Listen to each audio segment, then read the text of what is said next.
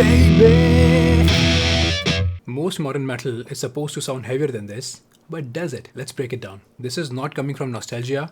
This is completely coming from the point of view of production. Black Album came out in 1991. More than 30 years later, still sounds massive. Not just heavy, massive. I've been playing Metallica for 15 years, guys. So this is not a fanboy moment. I've been doing this for very long with a lot of critical listening involved. So before we talk tone, let's talk influence. Listen to any of your modern favorite, metal bands. Could be all the way from Killswitch Engage, Lamb of God, Pantera, Gojira, Parkway Drive, the complete metalcore scene, you will realize one thing. Very clicky, trebly sounding kick drum. Where is it coming from? Very tight rhythm guitars, controlled low end, loud bass guitar. Unheard of. This blueprint did not just appear out of, thin air, कि ये कहीं से भी आ गया. Black Album made heavy music commercially legitimate, कि भाई ये भी सुनते हैं लोग and this can still work. You can be heavy and commercial, which is great, I think. Without this record, no, heavy music would have never reached mainstream. And you know what? People call it sellout. I don't know, Metallica sold out. I don't agree with that sentiment at all. I think it's very unreasonable to call a band sellout because they're growing, right? And that argument makes no sense. Why would you expect a band to sound exactly the same for 40 years? Why would you do that? अगर आप 40 साल से कुछ play कर रहे हो, would you like to compose the same song over and over again? No. Right? How can growth be selling out? Growth is actually evolution. Metallica did not get softer, guys. They got smarter. They became better songwriters. See, before this album, Metallica was like pure thrash. The first 4 albums they had, speed, very fast, aggressive, relentless, bass nowhere to be found.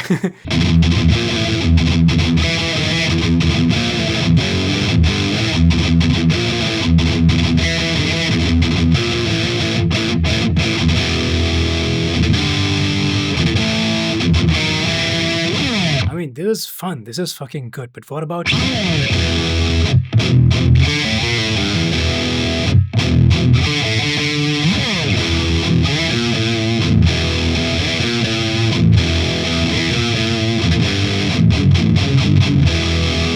These are as fun, these are fucking heavy. And then came in Bob Rock. He did not just change the tone for Metallica, he changed their mindset. That is a very different shift. He was like, wait a minute. What if we do fewer riffs, right? Maybe have slower tempos, yeah. Let the song breathe a little bit so we can have some space for vocals.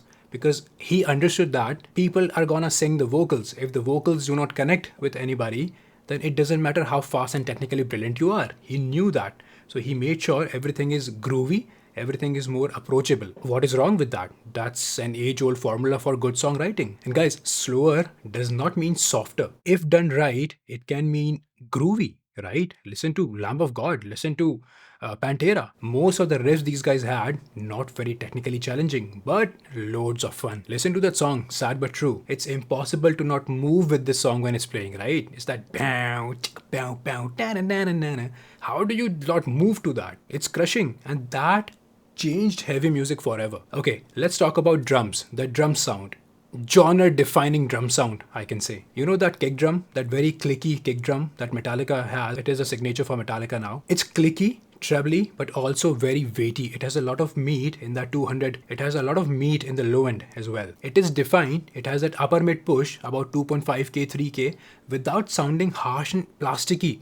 That was unheard of before 1991. The snare drum has a lot of body to it, has a lot of crack, and again a lot of upper mid crack to it. It's sizzly but not harsh. And most importantly, even though Lars Ulrich was at his prime at that time, it was not, like, hey, I'm just gonna keep playing. No, there was space between hits. Very dynamic performances. Listen to the hi-hats or the snare rolls or the toms.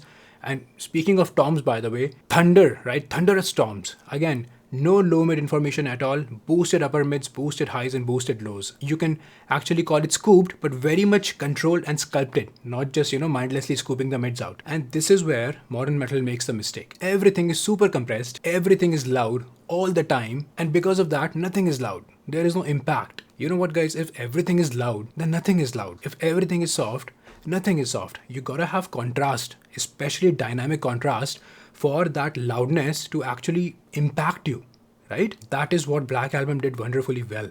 They just because, they were a metal band, they were supposed to be heavy all the time, they were like, hey, let's take a step back. What if we let the songs breathe a little bit? Because breathing creates impact. Now, here is something most guitar players do not like hearing. Heavy tone does not mean high gain and scooped mids.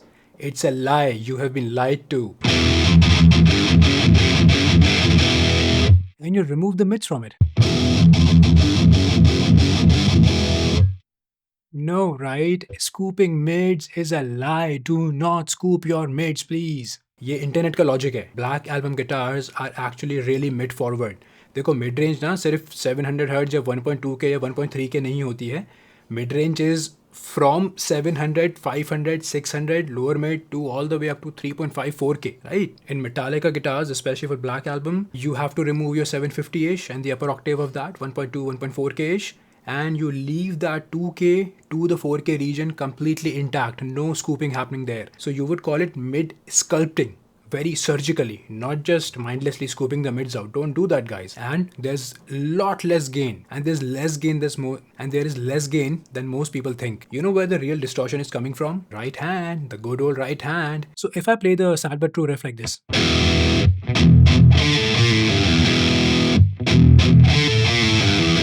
there's nothing wrong with it. I'm playing all the right notes, everything is there, but I'm not hitting the strings as hard. What if I play like this? This you have to do. This is digging in. I'm really digging in right now. I can do a normal palm mute like this. Okay, or I can do bam, bam. That you have to do.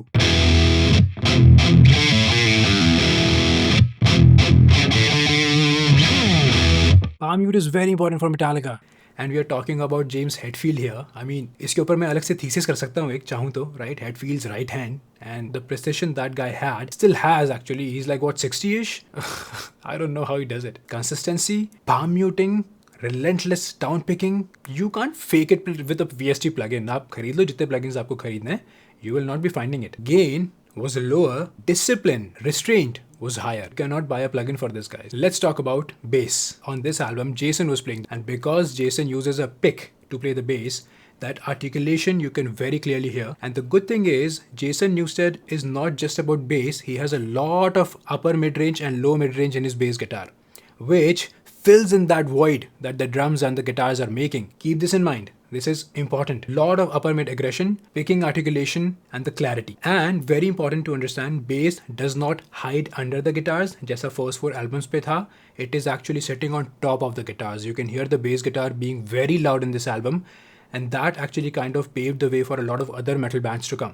सबने bass को importance देना शुरू करा. Listen to Pantera or Gojira, Killswitch Engage, you know, all these great modern metal bands. Crazy bass tones they have now. And that's why the mix feels powerful instead of being muddy, because nothing is fighting with anything else. Let's talk about arrangement. If you can learn something from this album, guys, it's arrangement. Again, see, modern metal makes this mistake very often. What if I continuously play this?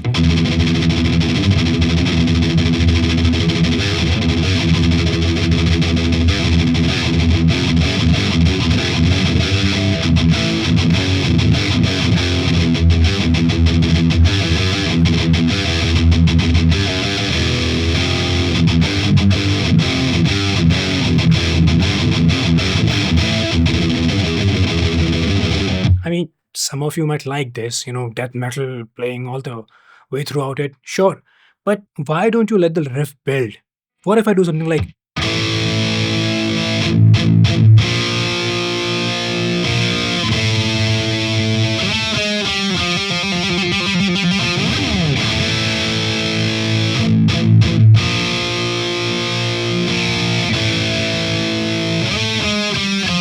Two, three, go!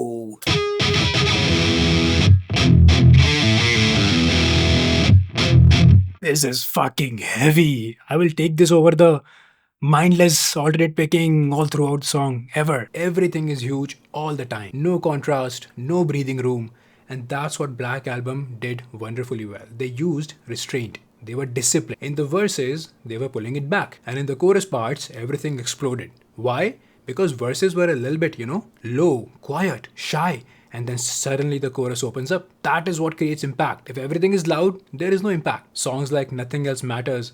I mean, Elton John said it's one of the, you know, best written songs ever. Elton John knows what he's talking about. He doesn't need our approval. Unforgiven. What a tense song. Starts beautifully, you know, with that A minor arpeggio and everything, and suddenly explodes into that chorus part. What just happened, right? New blood joins this earth. How can I not talk about Sad But True? Sad But True, in one word, is weight. It's so heavy that you can't lift that song up at all.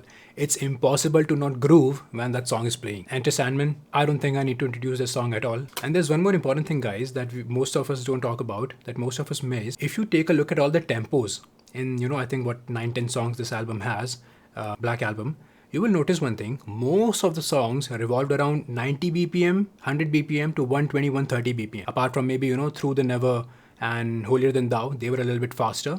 And this is not just like by chance. Bob Rock understood. Bob Rock knows that if I want people to groove, I want this music to last forever, I will have to choose something that is very much approachable no matter where you are. You're driving down the highway, you're just having fun in your room, you're trying to cover something, you're trying to sing along. These are time-tested tempos. And you know what? The Black Album doesn't try too hard to be heavy at all. And that's why it is actually so heavy. And man, we need to talk about Randy Staub. Randy Staub was the mixing engineer behind this record, along with Bob Rock, of course. And I can talk about Randy Staub for 3 days straight. I'm not even kidding. I've studied that guy so much. I owe my entire mixing career to that guy. His mixing is very surgical. He knows exactly how to carve out space for everything to coexist. Low end is controlled, nothing I've heard before. His stereo imaging with the guitars, especially with the drums, oh my god, nobody comes close. He has this punch without distortion. Nothing is oversaturated, nothing is fatiguing to the ears. Still sounds like, whoa, it's gonna punch me in the face. Clarity without harshness. How do you do that? And I've done a lot of homework. Randy Staub mixes. I use AI, I split these stems and everything, find isolated tracks on YouTube. You solo his tracks, nothing is like extreme that hey, this is so trebly, this is so, no, everything sounds balanced. I don't know how it does it.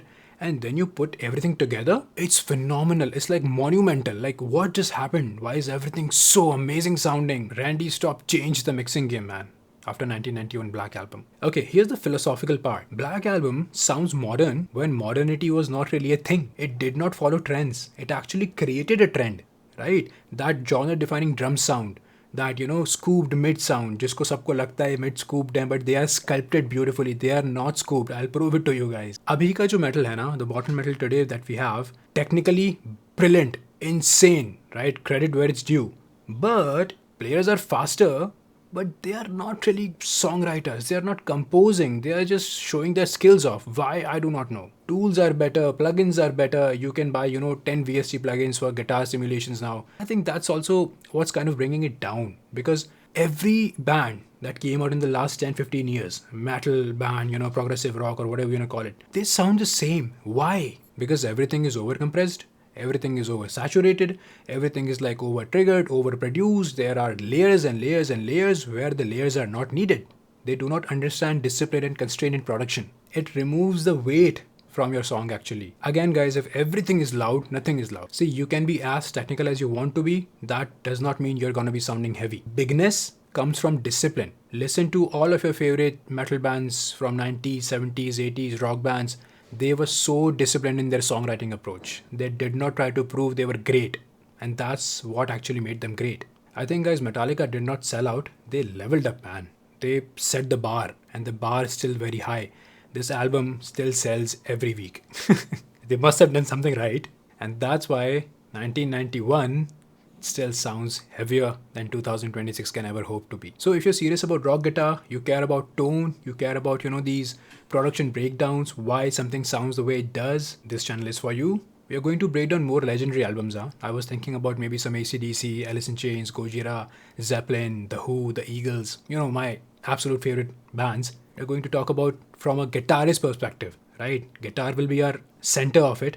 And we are going to talk about why this works and what can we learn from it. We're going to bust all the tone myths, not by looking, by listening, because it's music. How does it matter what it looks like? What matters is how it sounds like. And tell me in the comments, kaun sa album kare apan next? What should we do? And also guys, agree with any of the things we have discussed, right? I would love to hear your opinion. I want to know what different perspective can be there, right? I would love to have a debate about it. So comment down below and let me know. And by the way, the SC550 review is coming pretty soon. So if that is something you're interested in, subscribe, kar lo yaar. And I'll see you guys. Bye.